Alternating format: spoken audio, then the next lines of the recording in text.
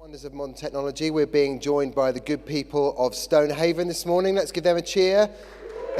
There you go. And also in Ellen. Hello, Ellen. And also St. Macca this morning. Hello, St. Macca. I'll see you later on. I'll be there in a bit. Normally when I stand here, I have about 4 pages. If it goes on to a 5th page, you know we're in for a long one. This morning it's a record 27 pages, ladies and gentlemen. A ring binder. So we're in trouble. Okay. Today is our Vision Day, and it's an opportunity for us to celebrate everything that God's done in our midst and then to look forward to the year ahead. Normally, if you're visiting, normally what we do is we open the Bible together. At the moment, we've just finished a series in 1 Corinthians, and we're just about to start a series in the book of Exodus. But we're kind of putting that on hold just for 1 week, just to look at all of this stuff. We used to do this on a Saturday night or something like that, and no one ever came, and it was deadly. And so now we make you all listen to it. I call it Pie Chart Sunday, and so it's lots to look forward to. Here's my summary of everything that you're about to hear. I don't know whether you'll agree with it, but this is what I think. Where we're at. I was just asking the Lord just for a picture to summarize it. And I felt like he gave me this picture of all of us, you and me. We're working in some factory somewhere, and we're all wearing grey uniforms, and we've got grey peaked caps to stop our hair from falling out into the manufacturing process, which is more likely to happen with some of you than others. But there we are, we're all grey, we're in this factory, and then suddenly there's an explosion in the paint department, and we're all just absolutely covered in paint, covered in colour. And what I felt like the Lord say was this, that there's been an explosion in the grace factory. That everything, every site, every ministry, so many different areas of our church are just dripping in God's grace. They would have been grey, but if it wasn't for the fact that God has just covered it in his grace. There's so much colour, there's so much life, there's so much beauty, there's so much that God has done. And it's just such a precious thing. It's the unmerited, undeserved, unearned blessing of God. And I know that many of us would know that because we're in and about the church and we see it anyway. But that's what I think God is saying to us, that it's been an amazing, amazing year. And there's a verse in Acts chapter 4 that describes where I think we're at. And it's verse 33. It says this: the grace of God was powerfully at work amongst them. And I just think that is it. That's us. We're experiencing the power of the grace of God at work in all kinds of different ways. And so what we're going to do is we're going to look at our vision statement, and we're going to go through it a chunk at a time. And we're just going to kind of measure up how we're getting on as we go through it. Over the last 7 years, this phrase here, coming up now, click, has been how we've communicated our sense of call. Now, I was at the South site last week, and somebody who shall remain nameless, you know who you are, said, now that we're, joining the Vineyard family of churches and all of that, does that mean that we get to get rid of this ridiculous vision statement and come up with something a little bit snappier? And I don't know whether my answer to his question was quite what he was hoping for, but the answer is absolutely not. We are not at liberty to move a muscle when it comes to the vision that God has given us. This is how God has given us our vision, and we have to make sure that we stick to it and we reach for it with every single fibre of our being. And so that's what we're going to do. So just in case you don't hear anything else, nothing changes for us. This is it. This is what God is calling us to do. Okay, now obviously I can't possibly mention everything, and so if I don't mention the thing that you're most passionate about in the entire world, then I humbly apologise. But let's just start with the word worshipping. Worship is a massive part of the life of our church. And it's not just about Sundays. We have sung worship at nearly everything that happens in the life of our church. Mezzo, lifestyle, alpha, ascent, small groups. Somebody once said that if we open a paper bag in our church, we have a little song of worship beforehand. And I think that's probably true, and I absolutely love it. And we are so blessed by the extraordinary talent and gifting and sacrifice of our worship team. We have such, don't we? We have such lovely times of worship, so sensitively led.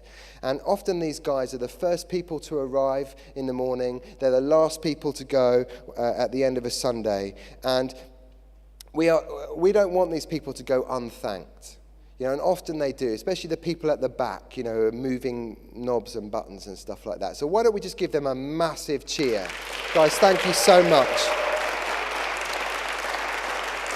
Thank you very much.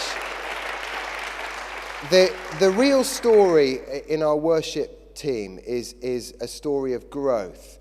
Because, just as one example, I was thinking about our northwest site. Now, when we sent those guys out 18 months ago, I think the worship team was 2 people. So Don and Abby, his wife, I think that was the worship team. And Don's been working so hard to identify different people with musical ability and to help them grow and train in their gifts and help them understand how this worship thing works. And they now have 2 full bands of worship team. Their worship is absolutely pumping with life and passion every week. And that story could be replicated right the way across the church.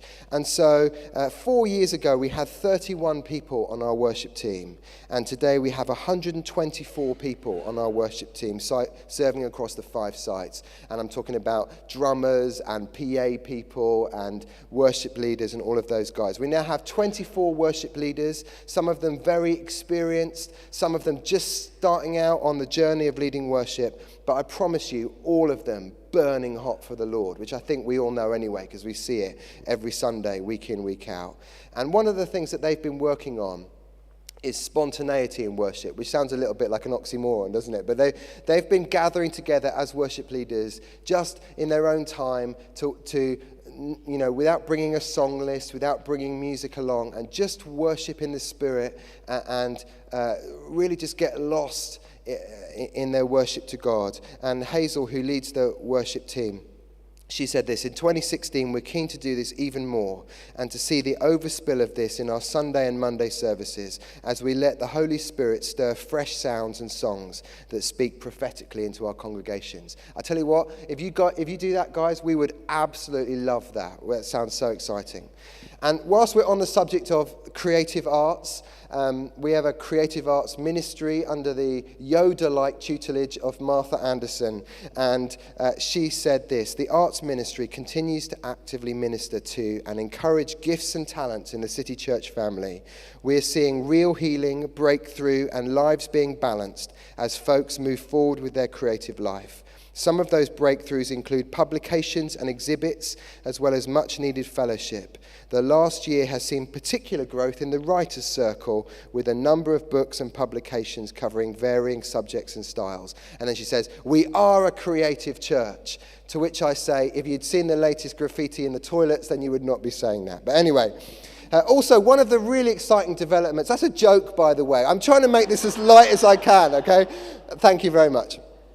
One of the most exciting developments in the corporate worship of our church has been Lifestyle, which is our Monday night gateway service. And about a year ago, we decided to stop calling it a small group and to start calling it a service, because they have worship, they have teaching, they have prayer ministry, they have fellowship. They've also had baptisms and communion, and they take up an offering. So if it looks like a service and it sounds like a service, it is a service. And they've had an amazing time. This is a gathering of people from all walks of life, many of whom finding life really, really hard, struggling with all kinds of issues. Some of them are sleeping in car parks. Some of them are struggling with various addictions or have other life-controlling issues. But on a Monday night, every week, there's between 60 and 70 people here, sometimes more. They have a meal together, and then they're being and doing church together. And over the last year, 28 of those guys have become Christians, which is absolutely lovely. During the year, they served... Oh, yeah, you could give a little clap. Yeah, come on. You're getting into the swing of it now. And also, just let me just quickly put a quickly press pause and just say, what you'll find is that you'll kind of zone in and out of what I'm saying. And over time it'll be like, blah, blah, blah, blah. But that's supposed to be encouraging, the fact that I'm still talking even when you zone in and out. During the year, they served 3,162 hot meals. And at Christmas, they hosted, I quote, the world's most hilarious, best organised, most rehearsed, and most professional nativity play. And I just sense that not every word in that sentence is 100% true. Finally, there's been a real sense that there's an urgency to pray in the life of our church. And across our sites, in different ways, all kinds of different ways, people have started to gather together to pray. For example, the St. Macca site, about 6 times over the last year, they've gone out walking the streets, pounding the streets, and praying for their community, and really just knocking on the door of heaven for the areas surrounding the St. Macca Academy. The North site, they've been gathering together on Sunday nights with no particular agenda other than to just seek God and ask for more. And in fact, all of the sites have been praying in all kinds of different ways. And I just want to say, if you're someone with a passion to pray, either in one of our sites joining us on the screen or the guys here, please just be released, be free. Just pray as much as you can. And if we can feed you with any kind of information or, if you want to know specific things to pray for, you only need to ask. Prayer has to be the absolute foundation of everything that we do. That's worship. Community. God is calling us to be a community, not a crowd. And that was quite easy when you could fit the whole of the church in this room. But we can't do that anymore, so we have to work harder at it. And we've done a whole bunch of different things over the course of the year to try to create a sense of family. Some of them are church-wide social events. Now, we don't normally mention the barbecue at this point, but this year the sun shone so hard at the church barbecue that a number of us got sunburn, and so I just thought that was worthy of a special mention. And thank you to the team who made that happen. Oh, you didn't make the sun. Well, maybe you did. I don't know. But we've also had a whole bunch of site-specific social events. For example, last week, the Northwest site had a burn supper and a ceilidh. And a couple of months ago, the South site had a fundraising dinner to raise money for Kids Club Kampala. And they had about 200 people, lots of people not connected to the church. And they raised over £1,200 for Kids Club Kampala, which is absolutely fantastic. It's a community that cares for one another. And the truth is that during the course of this year, a number of members of our church have lost loved ones, lost family members, lost close friends. Lots of other people have had very serious illnesses. And I just find it so moving that in those moments, our church just seems to know what to do. And we don't always get it right, and some people sometimes fall through the net, and if that's you, I'm sincerely sorry. But honestly, I can see that so many people have just been upheld in prayer and encouraged and loved and supported in so many different ways. It's also lovely to see our family celebrate together, and there's been a whole bunch of babies born, especially in the North site. I don't know what's in the water at the North site, but I'm not drinking it, I'm telling you that now. Scott and Sarah, who are the site pastors at St. Macca, I was speaking to them recently. They said, it's just been overwhelming. They just had a baby before Christmas. They just said it's been overwhelming, the amount of love and support and encouragement and practical help that they've had. And I know that story is replicated time and time again across the life of our church. It's also a community where people find healing and wholeness and love and support. And there are a whole bunch of different ministries that I'll just touch on briefly that happen around the place. New ID is a course specifically for people struggling with eating disorders. And there's a talk and a discussion group and loads of prayer ministry. And they've been able to walk through the journey with a whole bunch of different people and just show them that there is light at the end of the tunnel, that there is hope, even if they've been struggling with those issues for a really long time. We're really excited about the Dealing with Depression course, which is just starting this week. And again, we're believing that a whole bunch of people will really experience a measure of healing and also just experience the love and support and encouragement of a church family standing with them as they go through those issues. The other course that's kind of exploded with life over the last year has been the CAP Money course. And a whole bunch of people have been through that course, which is about finding peace in your financial situation, and also working towards a greater level of stewardship and a sense of, no, I'm doing with my money what God is wanting me to do with my money. And 48 people went through that course over the course of the last year. It's also a community that's rich in leadership. And we have leaders, hundreds of leaders, literally hundreds of leaders in the life of our church who are serving us so brilliantly. And I just wanted to just take a moment to commend to you our site pastors, who are absolutely extraordinary in terms of the amount that they give of themselves, just week in, week out, sacrificing themselves and their own time and energy to love and support the life of our church. And we are so grateful for their visionary and creative leadership that is just supporting hundreds and hundreds of us to do life and ministry and worship. Why don't we just give them a massive cheer? Come on! Fantastic. And I could say exactly the same for our whole staff team. They are such good people. We are so blessed with the quality of the staff that we have.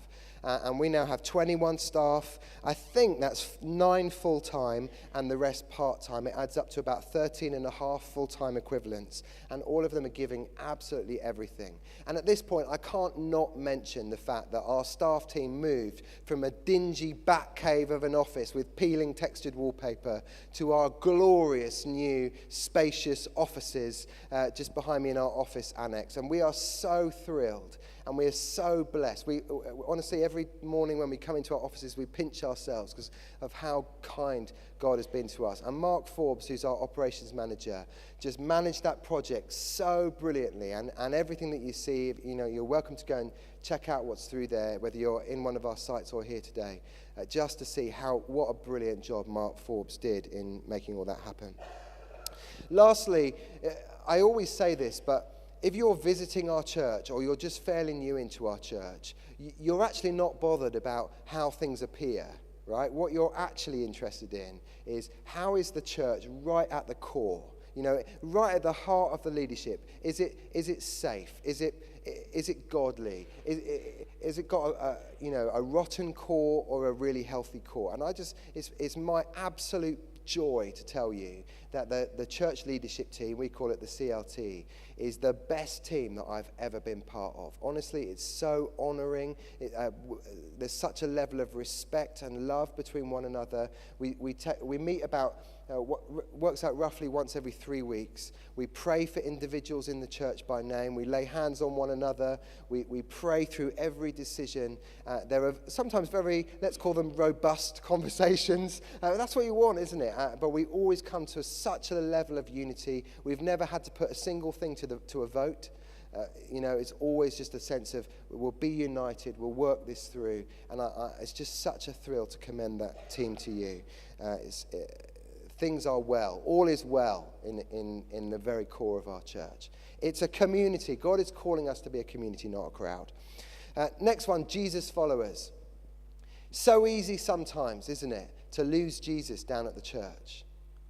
To forget, with all the complexity and all of the life of the church, to forget that ultimately we're just following in the footsteps of those first disciples who left their fishing nets and their tax collecting booths and followed Jesus and just wanted to be with him.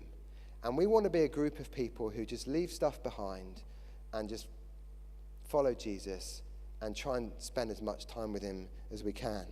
And our main strategy for doing that is our small groups, our adult small groups. Emma Waldridge is our small groups pastor. She is doing an amazing job at helping those small groups to flourish and thrive, and also helping to always identify new groups that could be starting and helping to train those new leaders. We now have 43 small groups led by over 100 people in our church. And I could say so much about our small groups, but what I've decided to do is just tell one story, which I think captures the power of small groups. There's one particular person in our church who's been really struggling with mental illness. I mean, there are lots of people who are struggling with that stuff. But there's one person, their small group gathered around them and prayed and prayed and prayed. And unfortunately, over time, the person their health got pretty bad. They were pretty poorly, and so they were taken into hospital in Cornhill Hospital. And so this small group relocated for the time that they were in. And instead of meeting in the house where they normally met, they met in Cornhill Hospital week after week, just gathering around them, standing with them, praying for them until they were released from hospital. The power of community is so lovely, just helping one another to follow Jesus more closely. And if you're not part of a small group, I can't recommend strongly enough that you join one. Isn't that so lovely? It's also worth saying that we're trying to be, as part of this Jesus following thing, we're trying to be a people of the book. And through the course of the year, we've preached through the book of Galatians. We've gone through the story of Joseph in Genesis. Latterly, we've been through 1 Corinthians, and we're now about to start a series in the book of Exodus. And we have so many great Bible teachers and preachers in the life of our church. In fact, I think at the last count, it was 23 people are preaching regularly in the life of our church across all of the different sites. That's the adults. The children are so brilliantly served by our MAD ministry, making a difference. And I honestly think, and I keep saying this, and they keep telling me off for saying it, but I think it's world class what these guys do, serving our children. Every aspect of our kids' ministry is utterly exceptional, and it's one of the main reasons why our church is growing. This is a long way from babysitting. I don't think ever there's a moment where kids just are handed a colouring book and pens. It's always leading our children to know Jesus and helping them to walk with him in their daily lives. Last year, on a Sunday, on average, there were about 80 children in the life of our church. This year, the average has been 120 primary school age children every Sunday, week in, week out, in the life of our church, which is absolutely amazing. And the multi-site thing has been a massive thing for us, and obviously a massive challenge to try and raise up enough people and identify enough people who could help serve our children. And Jude and Archie and Tammy and the guys are doing an amazing job at resourcing the teams that exist. We now have 109 people serving our children on a weekly basis. And as a parent, I just want to say, on behalf of all the parents in our church, if you serve our children, thank you so much. It means the world to us that our children love the Lord. Thank you. Well, let's give them a cheer as well. Thank you so much.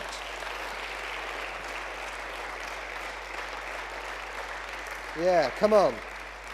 How are we doing? Still awake? Give yourself a little slap. Let's keep moving. Our youth work. Dave Hall, I always call him the youth whisperer. He's amazing with our young people and the rest of the team who serve alongside him.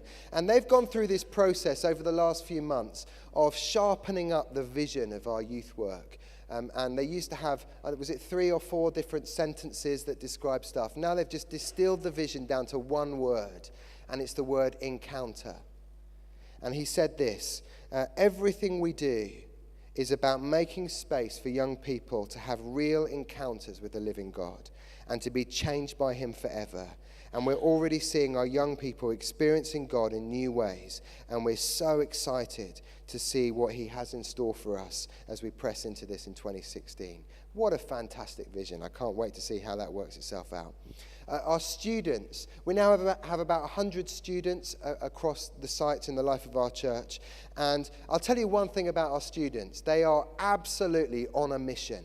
Right, they are doing everything they possibly can to try and introduce as many other students to Jesus as they can. And so they've done pizza nights, pub quizzes, they've done a Kaylee, they've done Student Alpha, they're doing this thing called Club Mission where they go out and talk to people in the queues for nightclubs across the city. They gave out over 1,000 bottles of water during the process of that. They've seen people come to faith just by serving and loving people around the city at night time.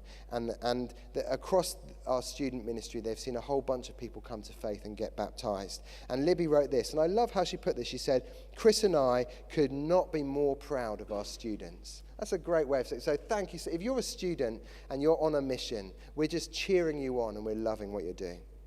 Okay, Jesus followers. Next one, being good news.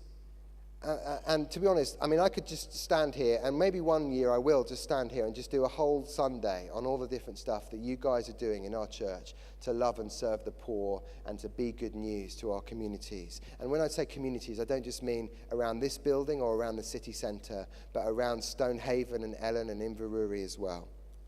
One of the most amazing developments in our church over the last couple of years has been the phenomenon that is Mainly Music.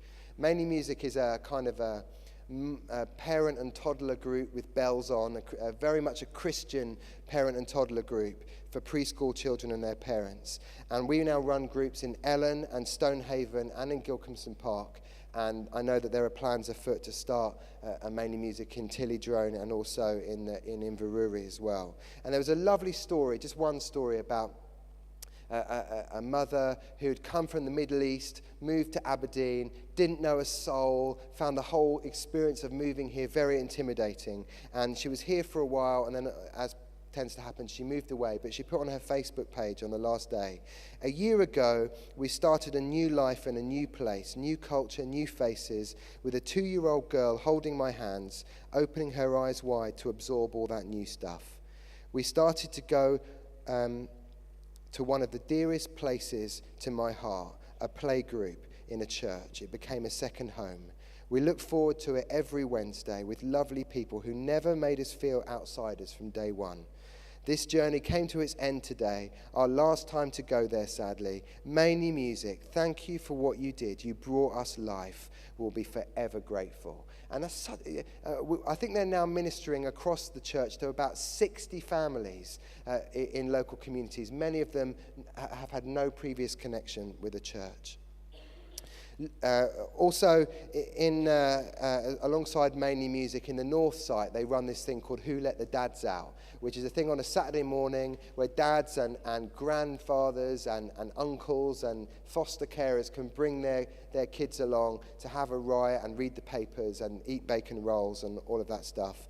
And it's been a huge success. They've seen their numbers double over the last year, connecting with a whole bunch of people, again, who have got no previous connection with the church. Libby, of course, heads up our Restore ministry. Do you see what I mean? It kind of comes in waves, doesn't it? That's fine. It's fine to zone in and out. I won't take offense. Libby heads up our Restore ministry, which is a ministry towards the women who work in the sex industry across our city. And they now have a small team of people who are mainly visiting girls who work in strip clubs. And she said this: "We've had some real wins this year and some really difficult times too. We've seen lots of women interact with us on a really personal level, where the women in our church have been able to support them in really difficult times in their lives. God has really used the team to be family in times of need to some of the women we work with. We're trusting God for more and more in the Restore ministry, and we believe that He's doing something very precious within our relationships with the women and with the clubs." It's a powerful thing. It's only a tiny team, but the impact that those women are having is absolutely fantastic. Storehouse. It's becoming clear that there are loads and loads of people across our region who are struggling to put food on their table. And so as you've given food into these bins, we've given it out at a remarkable rate. I think this year we gave out 2,259 individual carrier bags full of food, individual food parcels, to more than 350 different individuals.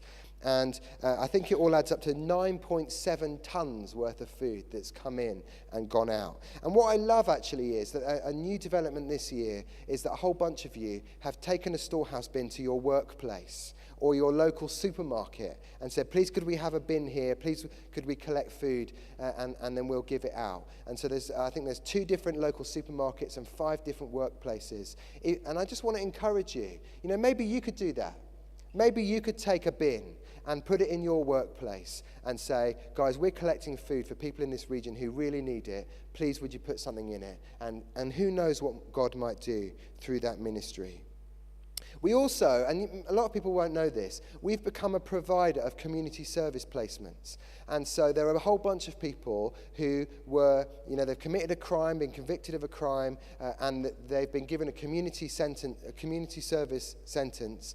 And so we've been able to provide placements for people, and they've been serving alongside our volunteers and our staff. And over the last year, 211 and a half hours of community service were deployed in the life of our church for the ministry of our church to the wider community, which is amazing, and I'm really hoping that will increase over time. Also, you might remember just over a year ago, Pete Gregg came to our big gathering, and he talked about how we're to be a church that does family in a radical way. And one of the things that we've been working on since that moment is to look at how could we be a church that really champions fostering and adoption. And so some of you will know we had an evening in August for people who were interested in fostering or adoption, and about 50 people or more came along to that, and a whole bunch of people signed up. I know some of you have been fostering or adopting for years, and you've been pioneering this thing, and we're really praying that a whole bunch of other people will join you on that journey. And since that moment, some of the people in our church have actively pursued fostering or adoption. And also, Taryn and I have been meeting with the team at Bernardo's, and we are working towards a level of partnership with Bernardo's, which is really exciting. And the details aren't completely clear on that yet, other than to say that we're clear that there will be a clear route for anyone in our church who wants to start the fostering or adoption process. And we can't wait to see the effect of that across this whole region as a result. Lastly, and again, I could say loads of things on this subject, but with all the flooding in Inverurie and Ellen over recent weeks, it's been such a joy to see how our sites have been able to serve their communities in those moments. And in particular, the Inverurie site, they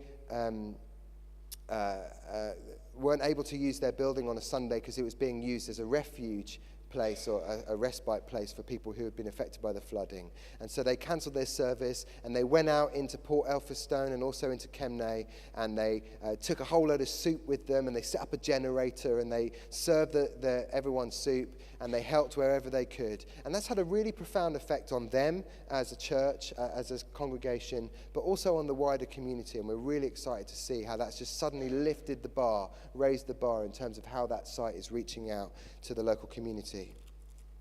Okay, speaking good news. We don't just believe in helping people with their life before their death. We want to help people with their life after their death. We want to make sure that they're with Jesus in eternity, which is all about communicating the good news of Jesus to as many people as we possibly can. And honestly, I think we've been more creative this year than ever before. The Northwest site, they've been going out just into the farmers markets with chocolate coins and giving them out to people. I think they're going out today, with love hearts to communicate about Valentine's Day and God's love and all of that stuff. Archie, one Saturday, he's the site pastor at the Northwest site, he took 2 armchairs from our offices and he planted them in Inverurie High Street. And then he just stood there with a massive sheet of paper or sheet of cardboard, because he's a bit of a cartoonist, and he just drew people. And people came and they sat in the other armchair, and he drew their faces. And then he said, "Oh, what is your big question in life that you want to ask?" And then he wrote that along, and he had an opportunity to speak to people about the big questions of life. What a creative thing to do. I love it. The South site have started doing a thing called Prayer in the Square, where they go out into Stonehaven Town Square, usually when there's a farmer's market on, and they set up a stall and they offer prayer for whoever wants it. And they're increasing the amount of times that they're doing that. I think they're about to go to twice a month.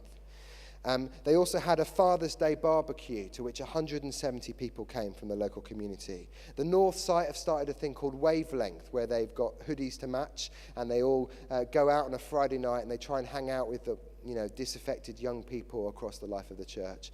Across their place in, so only not the life of the church, across Ellen, and just hang out with them, and they sing, have some amazing conversations about life and faith as a result. The youth group at Mezzo put on their biggest ever, perhaps, event in terms of reaching out. It was a rave. They had loud music. I'm sure they nearly blew the speakers and all of that. And then Mark Ritchie came along and he preached the gospel to them. And more than 30 young people on that one evening surrendered their lives to Jesus, which is amazing. And I could just go on. I mean, I could go on and on and on and talk about all this stuff. The Alpha course. We have done Alpha courses amongst students, young people, all kinds of different sites have done Alpha courses. We had Sir Brian Souter here 2 weeks ago. We had that guy, Shane Taylor, a few months before that, who was, I don't know, Britain's most dangerous criminal or something like that. And we're just trying to communicate the gospel in as many different ways as possible. The youth and kids' work teams have gone into 18 schools communicating the gospel to literally thousands of children across this whole region, from the south of the south to the north of the north and everything in between. And of course we know, just to finish on this, that we know God is calling us to plant churches as part of our call to communicate the gospel to as many people as possible. And in, was it October time, we had a church planting conference with Steve Barber, and about 70 people came from across our church to find out more about what would it mean to plant a church, near or far. And we're so excited about that. And we believe that our partnership with the Vineyard Movement will help us to plant lots of churches faster and with much greater success, which we're really thrilled about. To the world, God is calling us to make a global impact. And over the years, we've developed really strong links with a whole bunch of mission partners all over the world. I think this year we supported 17 different mission partners in 11 different nations: Albania, Cambodia, China, England, Kenya, Scotland, Sri Lanka, South Africa, Tanzania, Uganda, and Vietnam. And the people that we are supporting are preventing sex trafficking. They're running children's homes, kids clubs, homes for abandoned babies. They're church planting. They're training pastors for the underground church. They're serving people widowed or orphaned by civil war. They're serving people in pregnancy crisis. And they're helping people on their release from prison to break free from their cycle of crime and punishment. And these people are giants in the kingdom of God. And it's our privilege to partner with them and to send them money and to love and support them in whatever way that we can. There are two very quick, I'll say them quickly, but they're quite significant changes that we're making to some of our mission partners. One of them is that we've been supporting Ken Ray in Vietnam for a number of years, working with mainly children, incredibly impoverished children. I think we just realized towards the end of last year that our partnership with Ken was coming to an end, and so we've stopped sending him money. And there's obviously a bit of a backstory to that, which I'm not going to go into here, but you're welcome to ask me about it. We're thrilled with what he's achieved with the money that we sent him, and we're praying for him, and we trust that he'll continue what he's doing, which is absolutely fantastic. Secondly, we've got a young guy called Andrew. I won't say his second name because of the sensitivities involved, but he's part of our St. Macca site, and they recently just laid hands on him, and he's now gone off to India, to, I was going to say Calcutta, but it's not called that anymore. It's called Kolkata or something like that. Anyway, he's gone off there to work with or work amongst Muslims primarily, and he's working with a team who are aiming to plant a whole bunch of churches across that region in India. And so we've started to support him financially and in prayer. And if you have a heart for that or you know him personally, you're welcome to support him too. He's going initially for a year or two, and then who knows what might happen after that. It's such a thrill that there are members of our church who are going all over the world, and we're able to partner with them. It's absolutely fantastic. And lastly, before we worship God, God is calling us to be a growing church. And the simplest way to explain what God is doing in our church is that everything's growing. And that makes things more complicated and some things a lot harder, but it is amazing what God has done. In fact, every service at every site has grown numerically over the last year. Last week, we had just about 700 people in one of our services. That's quite low, actually. There's obviously no baptisms, no baby dedications, no special things going on.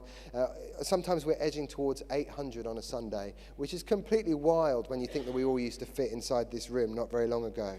And the important thing is that we're not just adding bottoms to seats on a Sunday. We're adding members to our family, and a whole bunch of people have filled in those green cards that say, "Count me in" at the top.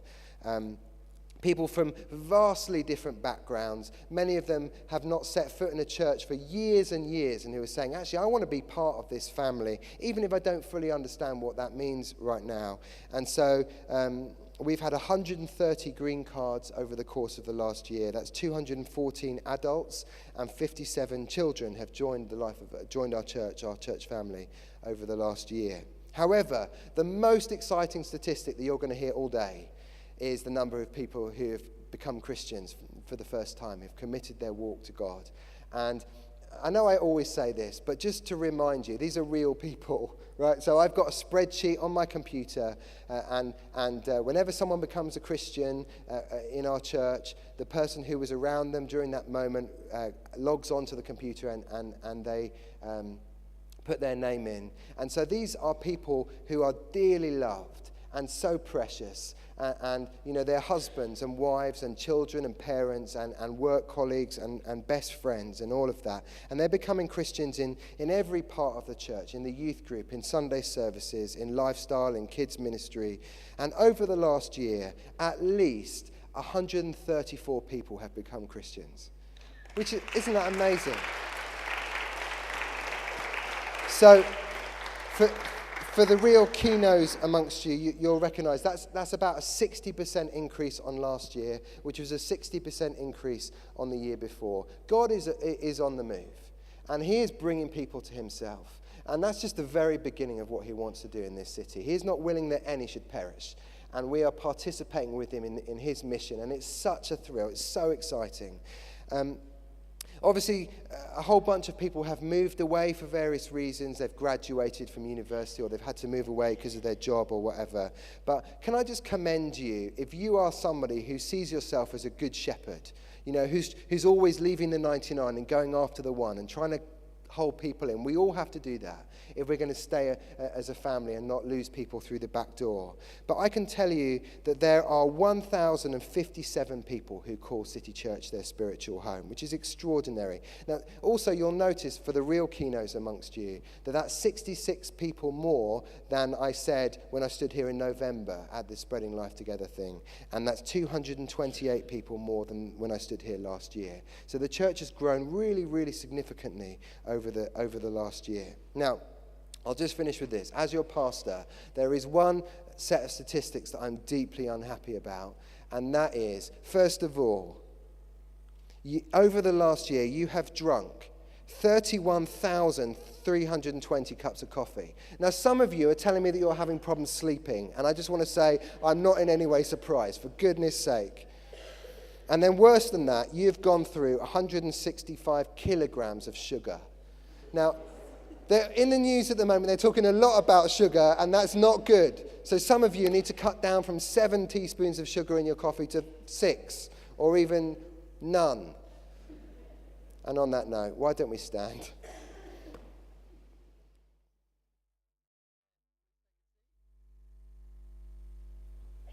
Good, well that's page 4 done, so just a little joke. Slightly. Anyway, okay, so next slide. So before we talk about everything that you've given financially over the course of the last year and how we spent all of that money together, I just wanted to take a moment to update you on the progress of our fresh sense of vision since we launched it in November that we called Spreading Life Together Phase 2. And you'll remember that really what we're saying is everything that's happened over the last few years, God is calling us to do more of it, right? So we started a bunch of new sites over the last few years, and now God is calling us to start at least 2 more sites this year, and then a whole bunch more in the years to come, as well as to start flinging out churches all over the nation to bring life and hope to communities right throughout Scotland. And we're living with this sense that we have to communicate the gospel to every man, woman, and child in this region in particular, in order that they would have an opportunity to accept or reject the good news of Jesus. Alongside that, we're clear that we need to plant a bunch of churches. And so on November the 15th, we said, look, guys, we need some more money to enable us to do that. And what we were asking for was £11,500 a month more plus gift aid than what you were giving previously. And you pledged an astonishing £19,500 a month, which is amazing. And also you pledged to give about £50,000 in one-off gifts. And so we're in the process really of planning and scheming and conspiring and dreaming about what it is that God is asking of us over the next little while. But there are just two things to say really by way of an update. One of them is a challenge and one of them is really exciting. The first thing is that a whole bunch of you pledged to give some money and you haven't yet delivered on what you pledged. And that's a very uncomfortable thing for us. In fact, there are 39 individuals or families across our church who made a pledge and that hasn't yet materialized. And that's leaving us in a really difficult place because we actually don't know how much money we've got to be able to dream with. And so I just wanted to just quickly just throw that out and just say, if you made a pledge before God, if you prayerfully considered what you should give and God gave you a number and you put it in a box, please will you see that through? And actually what it means for us right now is that our finance team, they spent an extra 3 hours this week having to go through the accounts and try and reconcile what people had pledged with what's come through. It takes a lot more time. It's also really embarrassing for them to then have to email you and say, actually, guys, we haven't yet seen that money. And so I don't want to say that anymore. I just want to say, please, will you see through what you pledged? And then we can know exactly what we have to dream with. That's the first thing. The second thing is, as we start to look towards launching these 2 new sites, what we realize is that the way that we've named some of our sites won't work anymore. We've got a vision to cover the points of the compass, to cover the whole region with new sites. Calling one site North, City Church North, doesn't really work when you want to start lots of sites that are north of here, and so on. And so what we're doing as of today is we're renaming our Stonehaven site, City Church Stonehaven, and we're renaming City Church North, we're calling it City Church Ellen, and Northwest, we're calling City Church Inverurie. And so that's so that we can, the naming of things isn't going to limit us anymore. And so hopefully if you're in Stonehaven now, you're cheering and you're, whooping and all of that. If you're not, then I'll have words with you later. Okay, so that's a Spreading Life thing. There's so much more to do, and we're just taking things carefully and cautiously, but also with big dreams. And so watch this space. Okay, next slide. So, first of all, I always say this, but your giving financially is anonymous to the leaders of this church. No one who's in any position of leadership knows who gives or how much they give. It's just between you and God. The other thing to say about our finances is that they're overseen by a set of trustees, and they're verified by independent accountants. And while I'm on the subject of trustees, I will just say that it is one of the most hidden and thankless ministries in our church because, all of their meetings happen behind closed doors in so many ways. But what they're doing to serve our church, they're people of faith, but also people who are very detailed people, and they're doing an amazing job of just keeping us right and making sure that we've always got the resources that we to do the things that we feel God's calling us to do. And I'll just quickly mention Michelle Horsfield because she's been an amazing trustee for us, and she, for reasons of work, is moving away, and so she's recently resigned as a trustee. And we just want to say, Michelle, thank you so much for being a brilliant trustee. Thank you. And I will just say as well, the other trustees are Jim Purdy, Simon Glazier, Pete Turner, and myself. Okay. So what we're going to do is we're going to look at the Spreading Life Together Fund first. That's the money that you've been giving over the last 3 years, many of you, to launch those first few sites. So let's look at that first of all.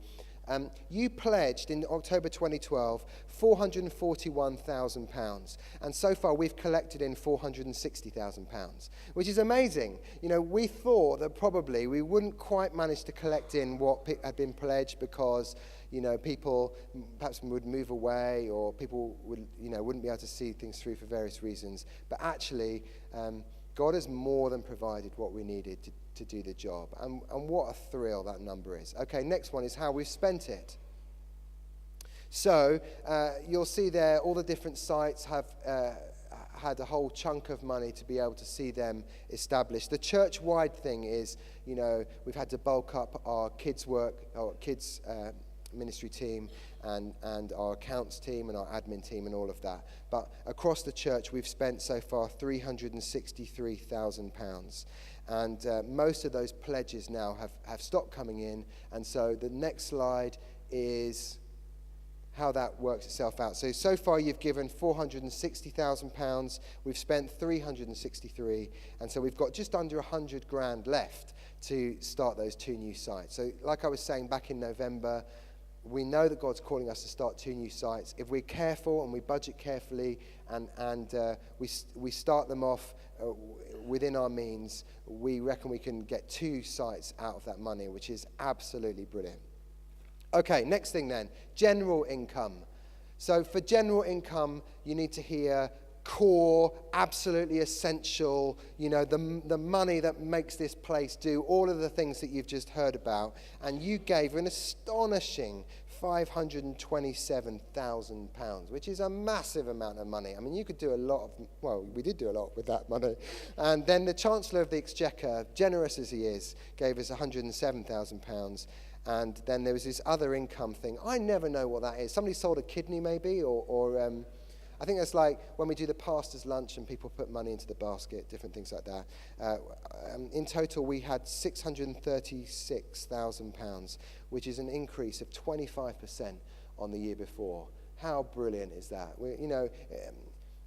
In Aberdeen and the Shire right now, we're in a financial pickle, with the oil price being as low as it is, lots of people losing their jobs, and somehow God gave us 25% more than he gave us last year. It's absolutely fantastic. And here's how we spent it. So, first number, my favourite number, we spent nearly £81,000 on mission. So this is the global thing. This is, sending it to all of our mission partners in 11 different nations. And our policy is to give away 12.5% of our income, which is how that number appears. I just wanted to give an update on one specific mission partner, which is that you might remember that we said that we wanted to start a CAP centre, a debt advice centre for this region. And we were trying to get grants from all kinds of different places. We got some grants, but we didn't get quite enough money to start it. And so as a leadership at the end of last year, we took the decision to take £12,000 out of that mission fund and to give it to the CAP Centre so that we can start that. And so we're now in the process of recruiting a manager for that, and within the next few months that centre will be up and running and serving people who are in the captivity of debt right the way across this region, which is absolutely fantastic. We spent money on ministry. That's all the pastoral ministry salaries, employment costs, visiting mission ministries, and the DNA program. For office costs, that's all of the admin, operations, accounts costs. That's the backbone of the church, right? That's facilitating the mission and ministry of over 1,000 people every week. Photocopying, all of that, exciting things like that. And back in 2008, we spent £12,000 on children and young people. And last year, we spent £82,000 on children, youth, and students. That represents a very significant investment into the emerging generations. And in fact, we spent a chunk more than that from the Spreading Life Together Fund. So it's actually more like £100,000 that we spent on children, youth, and students. Church family life and worship is Alpha, the marriage course, lifestyle, lunch and chat, all of those kind of things. And then the building cost is the maintenance of this and heating and lighting and cleaning of this building, as well as the hiring of venues for mainly music and Sunday services and Alpha courses in all of the different locations that our church meets in. And so we spent £586,000. Okay, and so when you put all of that together, we hold £40,000 in reserves. We began the year with about 90,000. We added 635. We spent 587, and that means that we now have in the bank £136,000. Now, I know that nobody else loses sleep over this stuff. You guys are all full of faith and confident that we'll always have the money to pay for what God's calling us to do. I'm slightly less full of faith a lot of the time, if I'm honest. And I do worry, I do lose sleep over, is God going to provide enough for us to do? We've always got more vision than provision. And so to be able to stand here and say that a whole chunk of money came in is just such a thrill. God has been so faithful to us financially, which is absolutely amazing. If you actually look at it, if you took out the 50,000 that people gave as one-off gifts as part of the campaign last year, we basically spent every penny that came in, and that's how I like it. You know, we just want to. We don't want to store up a great big reserve. We just want to spend money on putting boots on the ground and serving local communities all over this region. Okay, finally then, and then we can all drink coffee and eat biscuits and commiserate with one another about how long it was today. But we always pray together as leaders about what are the priorities for the coming year. And we just have two priorities that we think God is asking us to push really hard on over the course of this year. The first one is, and I've already said this in my preaching, God is saying to us that we need to make this the year when we blow our cover as Christians. When we say, do you know what, in my workplace, at the school gate, at the gym, I'm going to be publicly a Christian in a way that I haven't been before.